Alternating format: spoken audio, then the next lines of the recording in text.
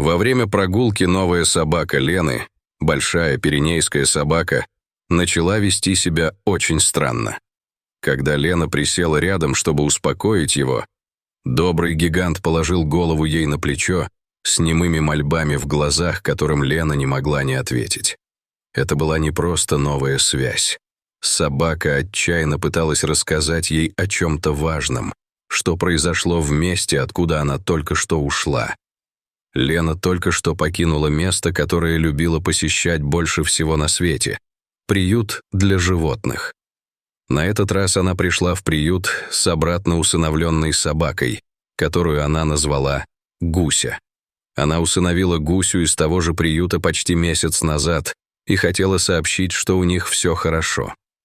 Но как только она вошла в приют, Гуся начала вести себя очень странно.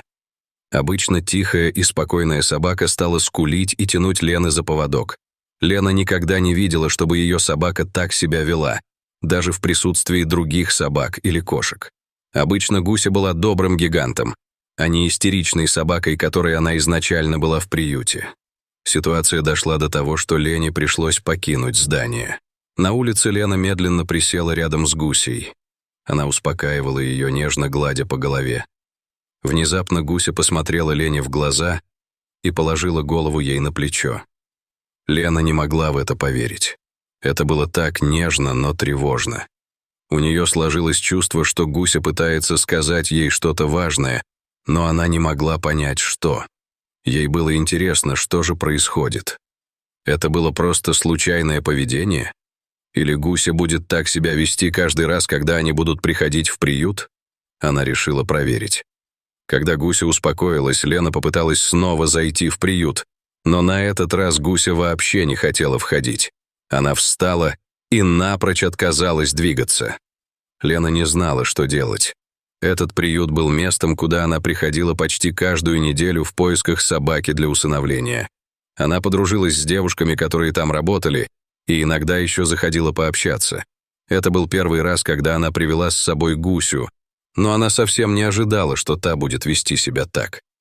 Могло ли что-то случиться там? Думала Лена, возвращаясь домой. Она не хотела беспокоить Гусю еще больше, поэтому решила уйти. Она знала этих девушек очень хорошо и не могла представить, чтобы они когда-либо плохо обращались с животными. Лена гадала, что могло вызвать такой страх у Гуси. Как только Лена и Гуся вернулись домой, она заметила, как спокойно и расслаблена была Гуся. Она виляла хвостом, когда забежала внутрь и схватила свою игрушку, готовая играть. Лена старалась скрыть свои переживания, но не могла не думать о реакции Гуси. Ей нужно было разобраться в этом как-то, иначе она больше не сможет приходить в приют. Позже в тот же день Лена позвонила в приют. «Привет, Оля», — радостно сказала она. Она не хотела, чтобы работники заподозрили ее. «У меня есть вопрос о Гусе», — продолжила она. «Он ведет себя странно, когда был у вас». На другом конце провода на некоторое время повисло молчание, но затем Оля начала говорить. Она подтвердила, что Гуся была обычной счастливой собакой в приюте. Лена не хотела углубляться дальше, поблагодарила Олю за ее время, но когда собиралась повесить трубку, Оля спросила ее о чем-то. «Лена, почему тебе это нужно знать?» Лена не знала, что сказать. «О, это, вероятно, ничего», — сказала она, быстро повесив трубку. Ее сердце колотилось в груди. Почему это ощущалось как расследование? Она знала, что может доверять девушкам, работающим в приюте, но Оля казалась немного медленной в своих ответах. Внезапно у нее возникло чувство тревоги. Что если Гуся действительно хотела ее о чем-то предупредить? Ей нужно было разобраться в этом. Лена снова пошла в приют. Ее сердце колотилось от смеси решимости и неопределенности. Когда она вошла, знакомые лица тепло встретили ее, но она заметила что-то иное. Улыбки казались натянутыми, а в воздухе витала ощутимая напряженность. Лена наблюдала за всем, стараясь понять, все ли в порядке в том месте, которому так доверяла раньше. Проходя через приют, Лена держала уши и глаза открытыми. Животные выглядели ухоженными, но у персонала наблюдалась скрытая тревога. Она подслушивала шепотом произносимые разговоры, которые останавливались, как только она приближалась. Все выглядело нормально снаружи, но Лена не могла избавиться от чувства, что скрывается что-то большее, что-то под поверхностью обычного. Лена непринужденно разговаривала с сотрудниками, осторожно задавая вопросы о поведении животных и их здоровье. Сотрудники вежливо отвечали, но их ответы были настороженными, а их взгляды слишком быстро отвлекались. Лена чувствовала нарастающую фрустрацию. Она не могла ни к чему прийти, и загадка поведения гуся в приюте оставалась неразгаданной. Пока она продолжала свое тонкое расследование, Лена заметила дверь, которая всегда была закрыта во время ее предыдущих визитов. Она спросила о ней, но ей ответили уклончиво и быстро сменили тему. Ее любопытство усиливалось. Ей не давала покоя мысль, что могло находиться за этой дверью, которая казалась закрытой даже для знакомого лица, как ее. Покидая приют, Лена чувствовала большее беспокойство, чем раньше. Ее интуиция подсказывала, что что-то не так, но у нее не было конкретных доказательств, чтобы подтвердить свои страхи. Странное поведение гуся и персонала приюта не выходило у нее из головы, когда она шла обратно домой, решившись распутать загадку, которая медленно поглощала ее мысли. На следующий день Лена вернулась в приют, чтобы продолжать разговоры с персоналом. Она расспрашивала о их распорядках в течение дня, тонко нащупывая любые несостыковки или признаки дискомфорта. Хотя большинство сотрудников отвечали откровенно, некоторые казались колеблющимися. Их ответы лишались тепла и открытости, которые Лена ожидала от своих предыдущих визитов. Лена отметила каждую деталь, каждую паузу в разговоре и каждый уклончивый взгляд. Ей начало казаться, что она улавливает определенный паттерн. Некоторые темы, такие как недавние записи усыновлений в приюте или здоровье некоторых животных, быстро обходились стороной.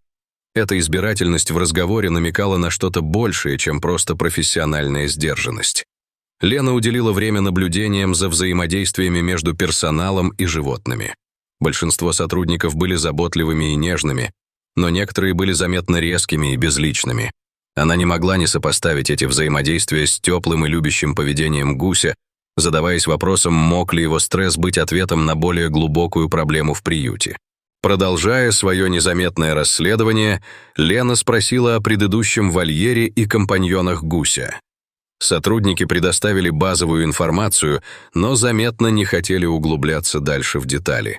Это нежелание только подстегнуло подозрения Лены, сделав ее более решительной в стремлении раскрыть правду о необычном поведении гуся. Когда Лена покидала приют, ее голова была полна мыслей и полузавершенных теорий. Части головоломки медленно складывались вместе, но картина все еще оставалась неясной. Она знала, что ей нужно больше информации, ключ, чтобы раскрыть тайну страха гуся и охраняемых секретов приюта. Дома Лена внимательно следила за гусей. Его радостное поведение менялось каждый раз, когда она упоминала приют или показывала ему брошюру. Уши опускались, и он отворачивался, резкий контраст к его привычному игривому поведению. Эти реакции подтвердили подозрения Лены о том, что беспокойство гуся непосредственно связано с приютом. Она экспериментировала с различными стимулами, пытаясь определить конкретные триггеры. Упоминание о некоторых именах сотрудников заставляло гусю тихо скучить, в то время как другие не вызывали никакой реакции. Это был тяжелый и мучительный процесс, но Лена знала, что это было важно для понимания корня беспокойства гуся. Лена фиксировала каждую реакцию, каждый тонкий признак стресса. Она начала составлять список потенциальных триггеров, решительная найти закономерности. Чем больше она наблюдала, тем больше убеждалась, что поведение гуся — это ответ на что-то, что тот пережил в приюте. Соединяя реакции гуся с наблюдениями в приюте, Лена начала формировать более четкую картину. Что-то в обстановке приюта, возможно, определенные люди или практики, глубоко затронули гусю. Лена знала, что ей нужно углубиться в изучение, чтобы раскрыть полную правду. ее решимость укреплялась. Она вернется в приют, вооруженная новыми знаниями. Она была полна решимости столкнуться с скрытыми истинами ради гуся и ради благополучия всех животных в приюте. Ее путь к раскрытию истины только начинался. Лена вернулась в приют с новой стратегией. Она задавала более прямые вопросы о прошлом гуся и о работе приюта. Ответы сотрудников были вежливыми, но уклончивыми, и Лена чувствовала преграду в разговоре, нежелание делиться чем-то более глубоким, чем поверхностная информация. Ее интерес возрос, когда она заметила области приюта, запрещенные для доступа публики. Каждый раз, когда она расспрашивала об этих зонах, персонал быстро менял тему разговора или утверждал, что это просто складские помещения. Раздражение Лены росло. Казалось, правда была прямо у нее на кончике языка. Чем больше Лена расспрашивала, тем более неопределенными становились объяснения. Члены персонала часто противоречили друг другу или казались неуверенными в некоторых деталях. Эта несогласованность подливала масло в огонь ее подозрений о том, что нечто скрыто от нее, что-то, что они не хотели, чтобы она знала. Подозрения Лены углублялись с каждым визитом. Она заметила, что некоторые животные казались необычно тревожными или напуганными, особенно в определенных зонах приюта. Эти наблюдения в сочетании с реакциями гуся рисовали тревожную картину внутренних процессов приюта. Несмотря на сопротивление, Лена была более решительна, чем когда-либо, в стремлении раскрыть правду. Ей стало ясно, что ей может потребоваться другой подход, возможно, внутренний источник, чтобы раскрыть то, что происходило за закрытыми дверями приюта.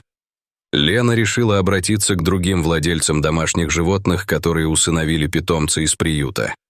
Она надеялась, что их опыт сможет пролить свет на поведение гуся. Она обратилась через социальные сети и местные группы владельцев домашних животных, собирая истории и мнения с разных точек зрения. Большинство усыновителей делились положительными историями, praising приют за их заботу и преданность. Однако несколько из них упомянули, что у их питомцев наблюдались необъяснимые проявления тревоги, похожие на поведение гуся. Эти рассказы, хотя и немногочисленные, перекликались с тревогами Лены и подстегнули ее к продолжению расследования. Когда Лена собирала больше историй, начала складываться определенная картина. Случаи необъяснимой тревоги, похоже, группировались вокруг определенных периодов и конкретных сотрудников. Эта взаимосвязь дала Лене новые зацепки для исследования в ее стремлении раскрыть правду. Усилия Лены по взаимодействию с другими усыновителями привели к образованию небольшой общины. Они делились опытом, советами и поддержкой, создавая сеть обеспокоенных владельцев животных. Эта сеть стала ценным ресурсом для Лены, предлагая разные точки зрения и общие наблюдения. Поддерживаемая новой сетью, Лена почувствовала себя более уверенной. Она осознала, что эти совместные переживания могли иметь решающее значение в понимании и противостоянии проблемам приюта. Коллективная тревога за благополучие своих питомцев объединила их в общем деле. Во время одного из ее визитов Лена встретила Сергея, нового волонтера в приюте. Они завязали разговор, и Лена уловила общее беспокойство в тоне Сергея, когда он говорил о работе приюта. Вдохновленная, Лена осторожно поделилась своими наблюдениями и беспокойством о поведении гуся и о скрытых аспектах приюта. Сергей внимательно слушал, согласно кивая. Он открыл свои собственные подозрения о некоторых практиках, которые он наблюдал, которые быстро скрывались всякий раз, когда руководство было рядом. Его мнения совпали с наблюдениями Лены, подтвердив ее belief, что в приюте происходит что-то непорядочное. Втроем Лена и Сергей планировали собирать больше информации. Сергей, благодаря своему доступу как волонтер, мог более близко наблюдать внутренние процессы, в то время как Лена продолжала свое внешнее расследование. Они договорились делиться любыми важными данными, надеясь составить полную картину. На протяжении нескольких следующих недель Сергей сообщал Лене о своих находках. Он заметил нерегулярности в обращении с некоторыми животными и секретные встречи между некоторыми сотрудниками. Тем не менее, конкретные доказательства все еще оставались неопределенными, усложняя их поиски правды. По мере углубления расследования партнерство Лены и Сергея становилось все крепче.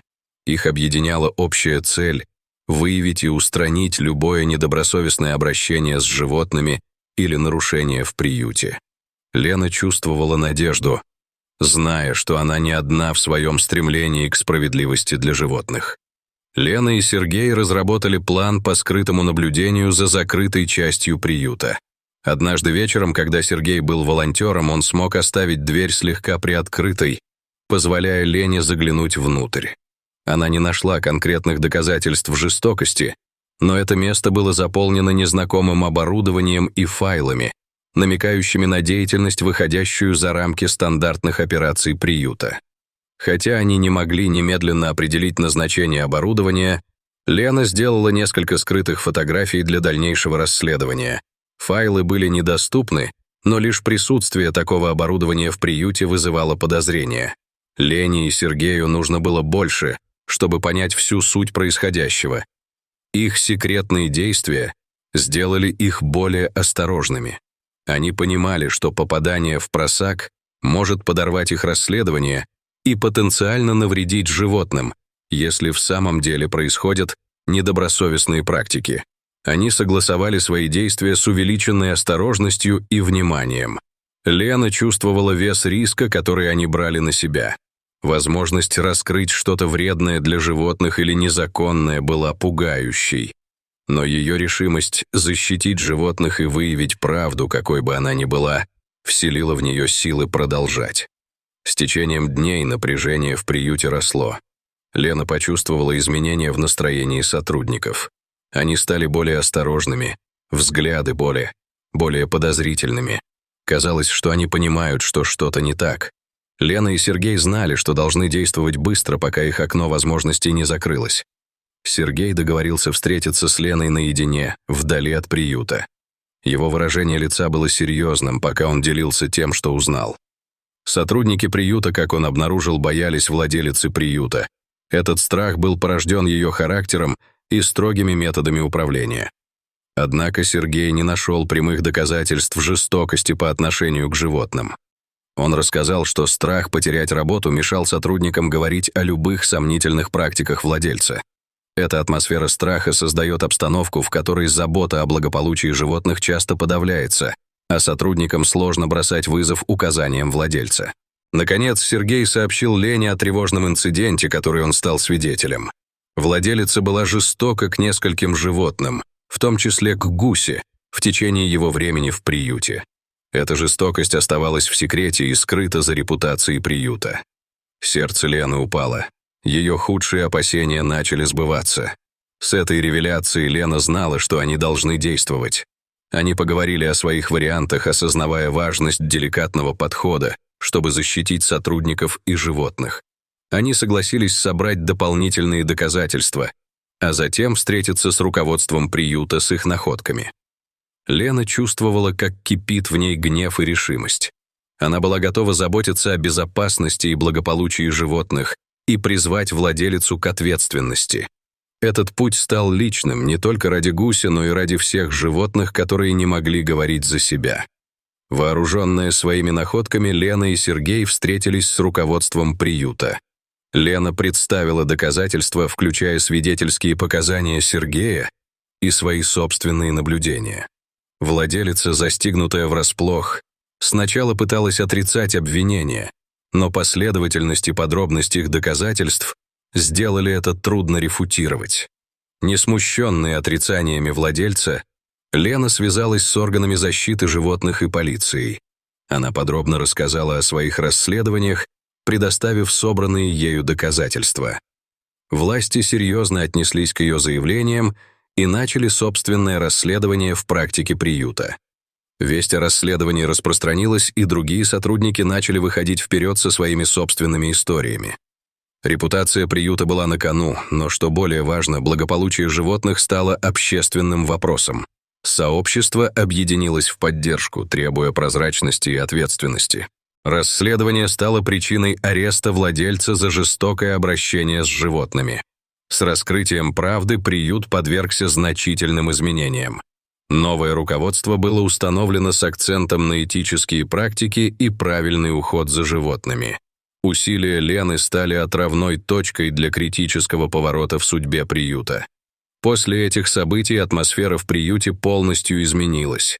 Персонал, теперь свободный от страха мести, работал с страстью, чтобы восстановить репутацию приюта и обеспечить наилучший уход за животными. Лена стала уважаемой фигурой в сообществе. Ее защита привела к более светлому будущему для приюта и его обитателей. Реакция сообщества на преобразование приюта была исключительно положительной.